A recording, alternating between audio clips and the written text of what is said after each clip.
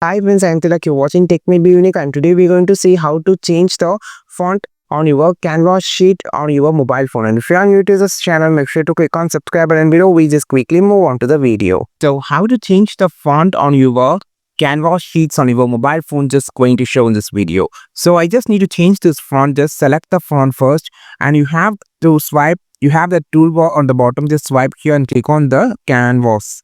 So here you can find all the different type of font like impact and leak spot and other more font. You can see I just changing this font. You can see how it's look like. It's so beautiful.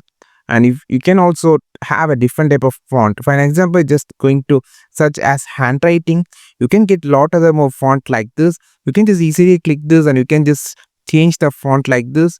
And this is how you just change the font on your Canva sheets on your mobile phone. I think this video helped you a lot. Like this video, share this video, subscribe this channel. We will meet our next video with the super valuable content. This is Tilak signing off from Tech Made Me Unique. Have a most wonderful and also beautiful day.